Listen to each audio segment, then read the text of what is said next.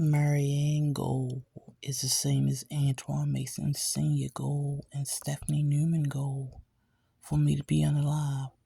That way Antoine and Stephanie lives can be true. And Marianne can get me back for telling you that she's a drug dealer now. But more important, Marianne can make it seem like everything I said was a lie. Especially if I'd have died like they said I would. You wouldn't have found me in that hospital when Edward Swanton video would be saying I just want to lay down and die. Nope. You'd have found me in the streets, junkified, half dressed and shit like that. That's how they wanted me to be found. That's how they wanted me to die.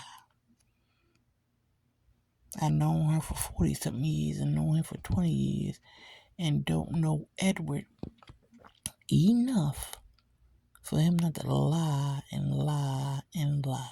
He lied and said the Medicaid was wrong. He lied and said he got billed wrong. He lied about everything. With that beige colored skin, and all the other beige colored skin, Officer Christ, Officer Carroll, everybody, Barry Goldstein. I'm not a lawyer. I'm not an attorney. But Barry Goldstein is a fucking idiot. I can go up against him. That man is dumb as a fucking doorknob. I can go up against him. And I can't wait to get the opportunity to. But then again, I got a whole year to reapply. I don't think I can reinstate. I want to be given an opportunity like Harvey Weinstein complaining, Bill Cosby complaint.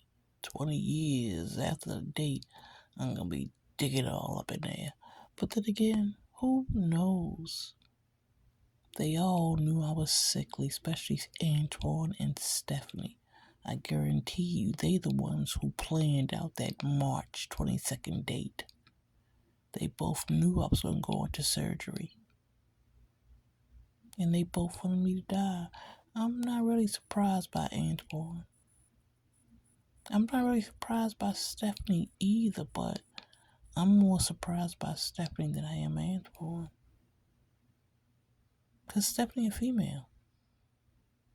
But then again, I know there's some turncoat females in the world, and Stephanie is one of them, and I always knew she was one of them. I always knew if a man popped up out of nowhere, Stephanie is dropping me like a hot potato. Those things you just get used to and you just let it happen. People gotta be who they are. And I always known who Stephanie was. She is driven by male attention. She's like 400 pounds. And that's not saying she's not pretty, because she is. But the point is, she is drawn and driven by male attention. That's the only thing she lived for. Is sex and male attention. And she turned me over for that. That's what I can't get over. You know, it wasn't that I did anything to either of these people. They just wanted me dead. And the money they told me from Marianne for it to happen.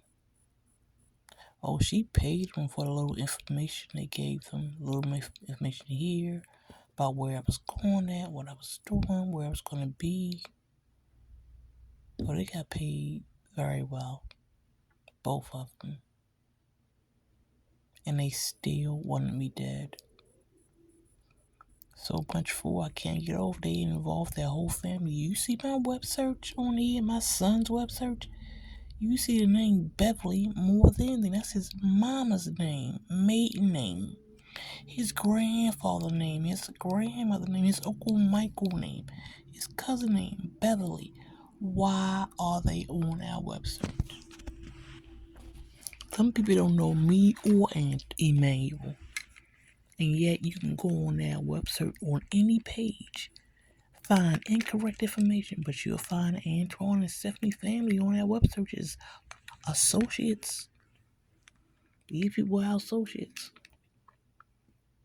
We ain't got know 'em for reals, though, but they are our associates. None of those people should be on either of our websites. Our websites where associates concerned should be empty.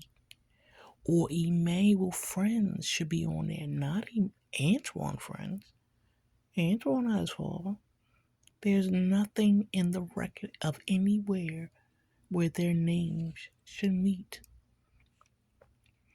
Not even the addresses where they received mail.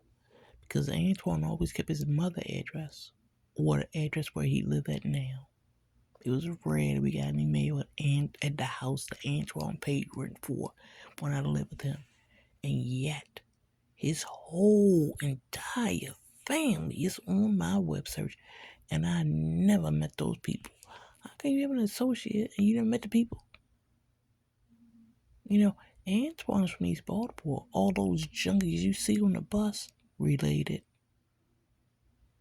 Oh, you see all those old men as drunks and junks who need those things up their asses in order to get a hard on?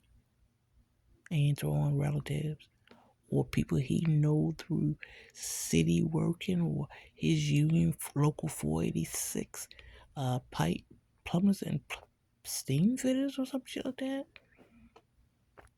He started working for BG&E in the city when he was 16, apprenticeship from Merville. I think that's how he know the mayor. There's a group of Merville graduates.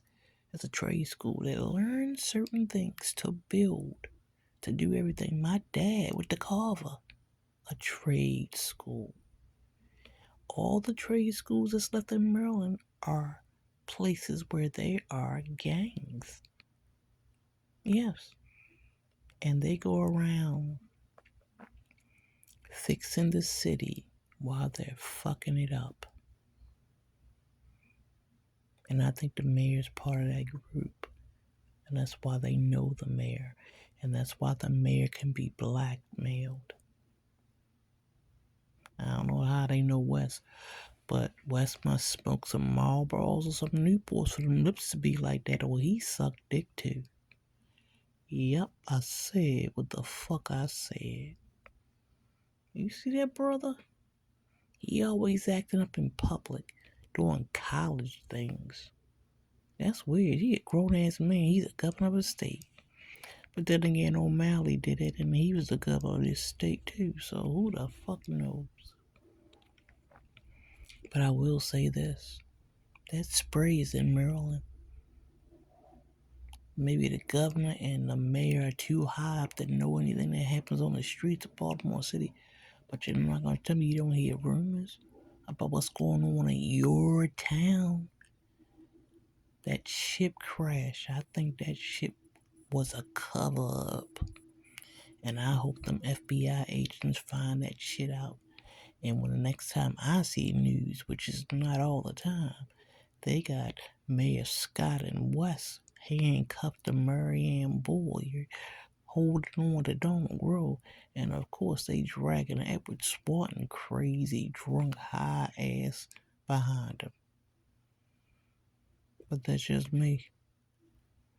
And all my dreams don't come true because they did. I be talking to Emmanuel. And me, him, and Moo will be drinking cocoa. I have my sons with me like I had before I moved on Barrel Road. People think me and my sons didn't have any good relationship. Moo might be telling you that now. May might be telling it now, but it's a lie. That's a lie. But who am I? I'm a crazy woman. All my family say so. But Edward Swanton, MD, could never say it. Because he was never my psychiatrist. And I would love to one day see him when he's not drugging me. Look me in my face, Edward Swanton, MD. Look me in my face, Joseph R. Twama. Look me in my face when I'm not drugged and laying off the table where somebody gotta help me up it. Look me in my face when I'm sober.